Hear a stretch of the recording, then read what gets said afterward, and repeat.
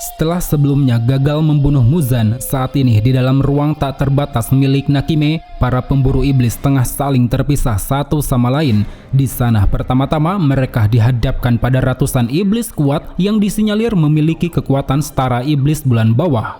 Namun kendati demikian, semua pasukan khususnya Hashira mampu melenyapkan para iblis tersebut, seperti yang terjadi pada Gyu dan Tanjiro, di mana mereka sanggup membabat habis para iblis dalam satu kali serang. Gyu dengan teknik nafas air bentuk ketiga tarian arus air cepat, sedangkan Tanjiro dengan teknik nafas air bentuk keenam pusaran air berputar. Hal yang sama juga terjadi di tempat Obanai, dia yang tak ingin Mitsuri ternodai segera menyerang puluhan iblis seorang diri. Terlihat saat itu melalui teknik napas ular bentuk keenam, tebasan ular melingkar, semua kepala iblis pun seketika terpenggal secara berurutan. Begitu juga di tempat Sanemi berada, dia yang kecewa atas terbunuhnya Ubuyashiki menunjukkan rasa amarah yang sangat dalam. Tanpa menggunakan teknik pernapasan, dengan sangat mudah dia pun mampu membantai puluhan iblis di sana. Lalu di tempat Inosuke dan Genya, mereka yang terpisah terus berlari mencari rekan-rekannya. Inosuke yang secara barbar sambil melayangkan tebasan pada belasan iblis, sedangkan Genya yang dari tadi sambil memikirkan kondisi sang kakak. Kemudian di tempat Shinobu berada, dia yang saat itu mencium adanya bau darah dikejutkan pada sebuah pemandangan memilukan. Itu adalah mayat-mayat anak buahnya di dalam markas yang telah dibunuh oleh seorang iblis. Yang mana ternyata iblis tersebut merupakan iblis bulan atas peringkat 2 bernama Doma, iblis yang dulu telah merenggut nyawa sang kakak yaitu Kanai Kocho. Sementara itu di tempat Muichiro dan Gyomei, setelah membunuh para iblis, mereka berdua sedikit berbincang mengenai kematian Ubuyashiki. Gyomei mengatakan bahwa kematian Ubuyashiki merupakan suatu pengorbanan yang terhormat. Dia yang tahu umurnya tidak akan lama lagi, dia yang tak ingin hanya terbaring sakit, memilih untuk meledakkan diri demi melenyapkan Kibutsuji Muzan. Karena itulah tidak heran jika saat ini semua pemburu tengah dilanda gejolak amarah yang sangat besar. Selain besarnya kebencian terhadap Muzan, mereka juga tidak terima orang yang selama ini telah merawatnya mati meninggalkan mereka semua. Dan saat ini di tempat lain, kita lalu ditunjukkan pada kondisi Zenitsu yang tengah mencari keberadaan seseorang. Entah siapa orang yang Zenitsu cari, tapi yang jelas saat itu dia berkata bahwa dirinya tidak akan memaafkan orang tersebut. Hingga tak lama dari sana, akhirnya Zenitsu pun menemukan orang yang sedang dicari. Dia tiada lain adalah Kaigaku, senior Zenitsu yang sekarang berubah menjadi iblis bulan atas peringkat ke-6. Seolah pertemuan ini membawa rasa duka yang lama, dengan sangat tegas Zenitsu berucap bahwa mulai saat ini dirinya tidak akan mengakui Kaigaku sebagai seniornya lagi.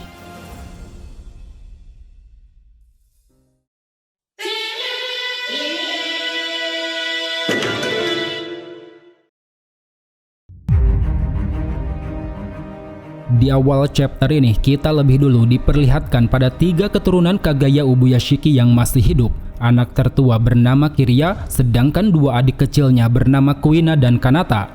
Selaku komando pasukan menggantikan ayahnya, saat itu Kiriya mengabarkan pada semua pemburu iblis tentang kondisi yang sedang terjadi, seperti lokasi Muzan yang masih belum berubah, Kanao yang sedang menghadapi iblis bulan atas, serta Zenitsu Agatsuma yang sedang berhadapan dengan iblis bulan atas peringkat 6 bernama Kaigaku.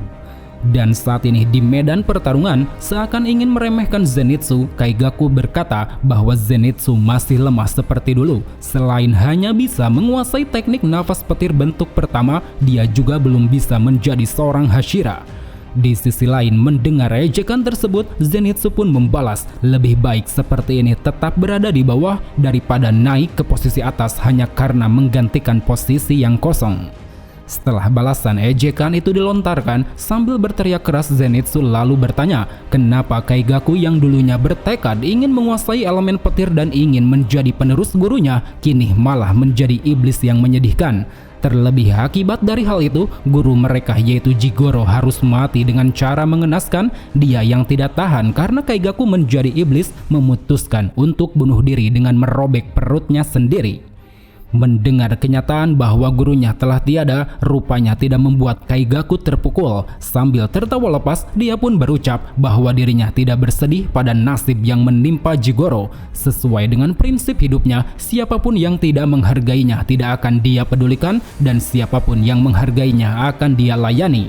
Di samping itu, Kaigaku juga mengatakan alasan kenapa dia tidak menyukai Jigoro adalah karena keputusan Jigoro yang ingin menjadikan Kaigaku dan Zenitsu sebagai dua orang penerus. Menurutnya, keputusan tersebut merupakan penghinaan baginya karena selaku senior yang memiliki bakat lebih, Kaigaku merasa bahwa dirinya tidak layak disandingkan dengan kroco seperti Zenitsu.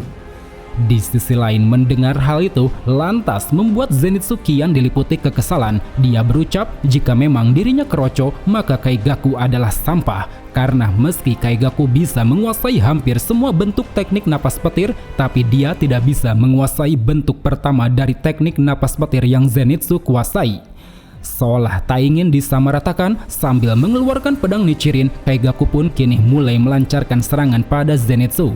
Terlihat saat itu, melalui teknik napas petir bentuk keempat petir panjang, seisi ruangan seketika bergemuruh oleh kilatan hitam. Akan tetapi, sesaat serangan tersebut dilancarkan, secara mengejutkan Zenitsu telah lebih dulu melesat cepat ke arah belakang Kaigaku. Seraya menyebutnya lambat, di sana Zenitsu pun berhasil menyayat sedikit leher Kaigaku. Pada momen ini, untuk pertama kalinya Zenitsu melakukan pertarungan sambil membuka mata. Entah apa yang telah terjadi, tapi yang jelas tatapan tajam yang ditunjukkannya seketika membuat Kaigaku gemetar sekaligus merasa ketakutan.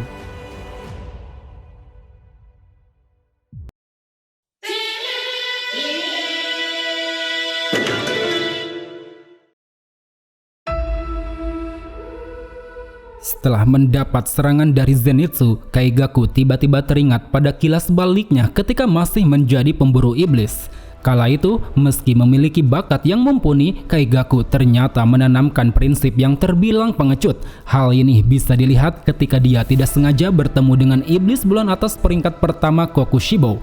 Di sana dia yang begitu ketakutan, dia yang begitu terpuruk sampai berlutut seolah memohon ampunan.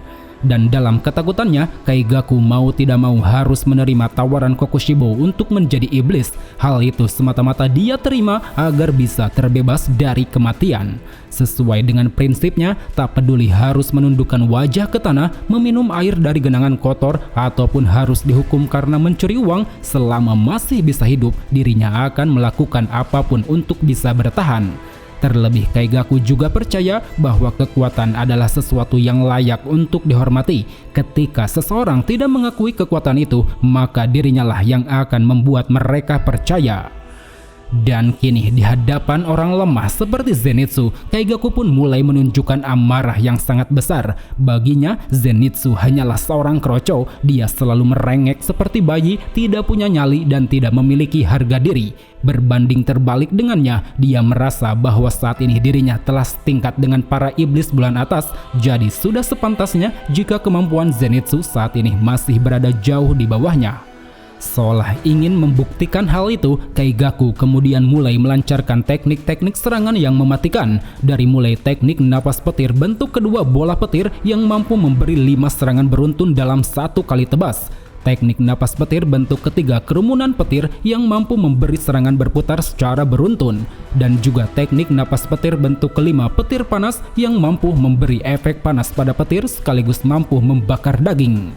Semua serangan yang dilancarkan Kaigaku ini nyatanya berhasil membuat Zenitsu kewalahan. Seolah ingin menyadarkan Kaigaku, saat itu Zenitsu pun bertanya apakah Kaigaku telah memakan banyak manusia sampai-sampai tidak bisa membedakan mana yang benar dan mana yang salah. Di sisi lain, Kaigaku yang mendengarnya lantas menjawab bahwa dirinya tahu betul mana yang baik dan mana yang salah. Yang baik adalah mereka yang menerima dan menghargai dirinya, sementara yang salah adalah mereka yang tidak menerima dan tidak menghargai dirinya. Seakan ingin segera mengakhiri pertarungan, saat itu dengan sangat cepat Kaigaku lalu menyerang Zenitsu menggunakan teknik napas petir bentuk ke-6 hujan petir. Terlihat teknik pernapasan yang diperkuat oleh teknik darah iblis ini seketika mampu membuat Zenitsu tumbang dan terhempas jatuh ke bawah kastil. Pada kondisinya yang tengah terjatuh, Zenitsu tiba-tiba teringat pada momen ketika dirinya masih seperguruan bersama Kaigaku. Saat itu mau apapun yang Zenitsu lakukan, dirinya selalu dibenci oleh Kaigaku. Bahkan ketika Zenitsu menghajar orang yang menghina Kaigaku, bukannya mendapat pujian, dirinya malah dicaci habis-habisan oleh Kaigaku. Namun kendati demikian, hal itu tidak menyurutkan rasa kagum Zenitsu pada Kaigaku. Karena mau bagaimanapun, Kaigaku adalah senior yang berbakat. Dia merupakan seorang pendekar kuat yang selalu berjuang dengan sangat keras. Meskipun di luar dari rasa kagumnya ini, Zenitsu sadar bahwa Kaigaku memiliki satu lubang kelemahan, yaitu adalah perasaannya yang tidak pernah merasa puas, yang membuat Kaigaku pun tidak akan pernah memperoleh kebahagiaan. Bersamaan dengan pudarnya ingatan tersebut, Zenitsu pun kini perlahan mulai bangkit. Seolah keadaan memaksanya, secara berat hati dia lalu berniat untuk melenyapkan Kaigaku. Dan benar saja, dengan dilepaskannya teknik napas petir bentuk ketujuh dewa petir yang membara, saat itu Zenitsu mampu melesat dengan sangat cepat. Layaknya kilatan petir yang menyambar, kecepatan dari Zenitsu ini sampai membuat Kaigaku tidak sadar jika lehernya telah terputus. Di akhir hayatnya, merasa takjub akan teknik yang dilancarkan Zenitsu, Kaigaku pun menunjukkan kekesalan. Dia merasa bahwa Jigoro sudah tidak berlaku adil. Bagaimana bisa teknik kuat seperti itu diajarkan pada Zenitsu, bukan pada dirinya yang dari awal memiliki bakat lebih. Di sisi lain, mendengar ocehan tersebut, Zenitsu yang sama-sama terjatuh ke bawah kastil mengatakan bahwa teknik yang baru saja dia gunakan bukanlah hasil latihan dari Jigoro, melainkan itu adalah teknik yang telah dia ciptakan sendiri khusus untuk berduel dengan Kaigaku suatu hari nanti. Mendapati kenyataan tersebut lantas membuat Kaigaku merasa terpukul. Dia bertanya-tanya bagaimana bisa orang yang dulunya lemah, tidak memiliki harga diri, dan hanya menguasai bentuk pertama bisa menciptakan satu teknik yang sangat kuat. Bersamaan dengan terjatuhnya Kaigaku ke bawah kastil, pertarungan antara keduanya pun kini telah berakhir. Beruntung bagi Zenitsu, dia yang hilang kesadaran dan hendak terjatuh bersama Kaigaku berhasil diselamatkan oleh Yushiro. Pada kondisi pingsannya ini, Zenitsu bertemu dengan sang mendiang Jigoro di sebuah taman. Sambil berlinang air mata, di sana Zenitsu berkata bahwa dirinya sangat menyesal karena tidak bisa akur dengan Kaigaku. Terlebih lagi dia juga merasa bersalah karena jika dirinya tidak ada, kemungkinan besar Kaigaku akan menjadi penerus Jigoro sebagai Hashira petir.